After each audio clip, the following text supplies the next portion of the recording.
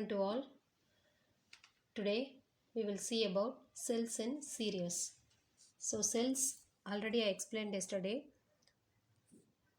So that is one of the device which can be produce the electricity for converting the chemical energy into electrical energy. So here the cells are arranging in series. So the epsilon, that is psi, sorry not epsilon, psi represents the EMF of the cell, and it also considered as a voltage. So potential difference or voltage, that is called the EMF of the cell. In cells we have to represent that is a EMF.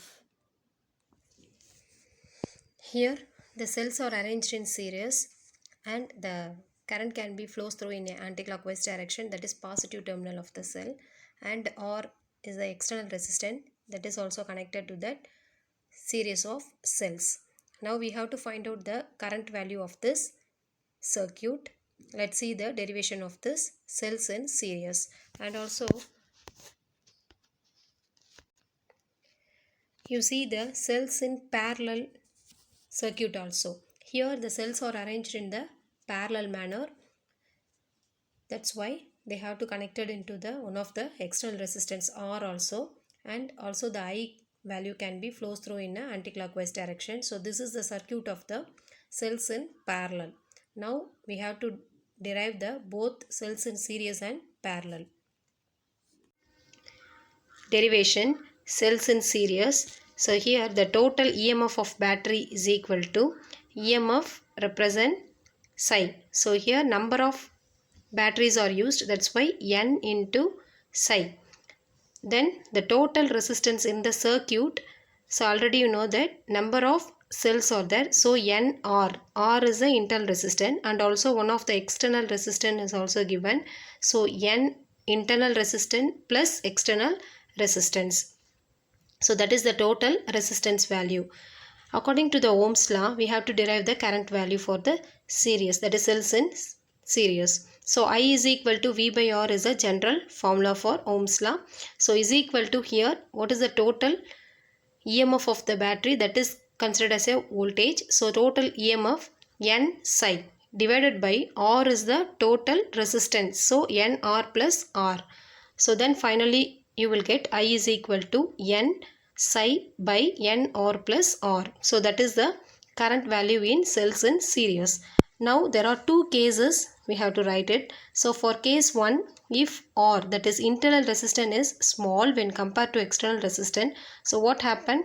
The R value in the above term can be cancelled. So what's R? Small R term can be cancelled, that is neglected. So I is equal to N psi by capital R, that is approximately equal to psi by R, that is voltage by resistance, that is also considered as a current. So here we have to take as a I1 value.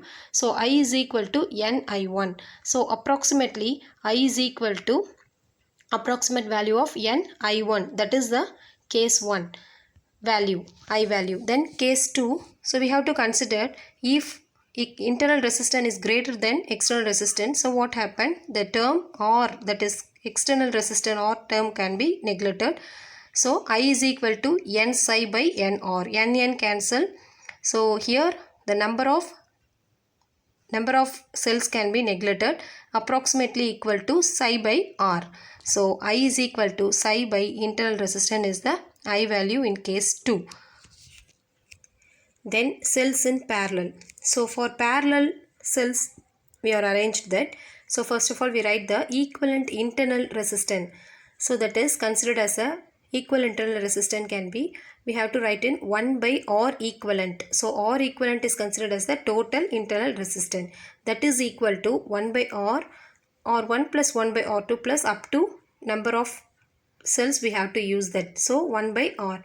So that is N can be we have to use. So that is equal to N divided by number of cells divided by R, that is R is the internal resistance. So 1 by R equivalent is equal to N by R, or R equivalent, that is the total internal resistance, is equal to R by N, that can be reciprocal. So 1 by R is equal to N by R. R equivalent is equal to R by N here. Now the total resistance in the circuit is equal to external resistance, also we have to use that. So R plus internal resistance divided by number of cells. So R plus R by N. So it can be little bit confusion because of 2 R we have to use that. So you have to derive once again after completed the class. So here we have to find out the I value here. I is equal to V by R, that is according to the Ohm's law. So we have to substitute the V value. What is the V value? V is equal to R by N. So here V is equal to psi.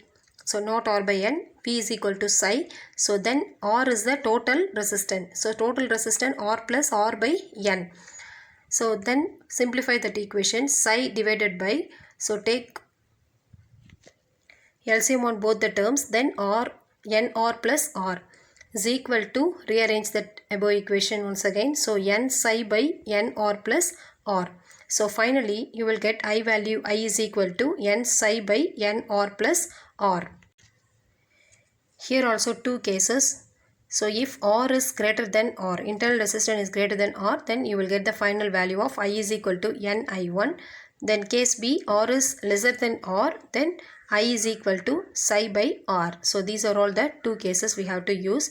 So that is the topic, cells in series and parallel. The next topic is very most important topic, that is Kirchhoff's first rule and also in the second rule. So Kirchhoff's first rule explains about the current rule, that is also current rule or junction rule, and the Kirchhoff's second rule is a voltage rule or loop rule. So we have to see the first one, Kirchhoff's first rule. So it states that the algebraic sum of the currents at any junction of a current is 0. So that means, so see the circuit here, this junction is given, junction A is given. So it is not a circuit because it is one of the junction in the circuit. So here the current value can be connected in this circuit, in that junction A. So when the I1, I2, I3, I4, I5 current is there, so here the arrow symbol is also represented in this junction A. So when the current I1 towards the junction and also I2 towards the junction, I3, I4, I5 or away from the junction, here the algebraic sum of current values at the junction A is 0. So we have to calculate that. So I1 towards the junction, so that is represents the plus current, and I2 is also the plus current. Away from the junctions, or we have to consider as a negative current value. So I1 plus I2 minus I3 minus I4 minus I5 is equal to 0, because algebraic sum of all the current only, but here the arrow symbol represents the positive and negative values, because towards the junctions are considered as a positive values and away from the junctions are considered as a negative values. See the value given below. So I current values are given. So I1 plus I2 minus I3 minus I4 minus I5 is equal to 0. Or it can be rearranged that equation, I1 plus I2 from the right hand side and I3 plus I4 plus I5 is the left hand side. Applying this rule only in the junction, at any junction of the circuit. So this is called a Kirchhoff's first rule or current rule. And we have to see the second one, Kirchhoff's second rule, voltage rule or loop rule. Here we have to consider one of the circuit. First we have to see the statement. It is in a closed circuit, the algebraic sum of a product of the current and the resistance. We have to sum all the product value of current and resistance for every part of the circuit. Of each part, the circuit is equal to the total EMF we have to used that can be induced in the circuit. This is the statement. So we have to see with one of the example circuit.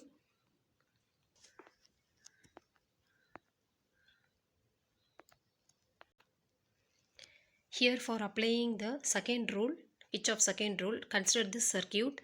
We have to not take all the circuit value, we have to take one of the loop for that. So in this loop, E EACE. So we have to take EACE loop only for applying the Kirchhoff's second law. The closed loop EACE. So here EACE, that is one of the loop of this circuit. So we have to apply for first term from E to A.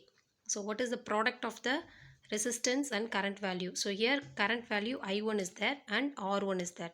So I1 R1. So here the current value is coming from positive terminal. So that's why it can be taken as a positive value. So I1 R1, then the second terminal from A to C. So what is the values are there? So I2 R2, and also for C to E. So what is the value? I3 R3. So it can be in a clockwise direction and the current can be flow from positive to negative. So there is no negative terms in this. So what is the value? I1 R1 plus I2 R2 plus I3 R3 is equal to, we have to compare how many EMF is there. One of the only one EMF. So psi is the only EMF which is present. So that equation shows that I1 R1 plus I2 R2 plus I3 R3 is equal to, so EMF, that is equal to compared to the EMF value. So this is the Kirchhoff's second law. Then you have to try in your home, that is the loop ABCA also. Okay, then we will continue in the next class.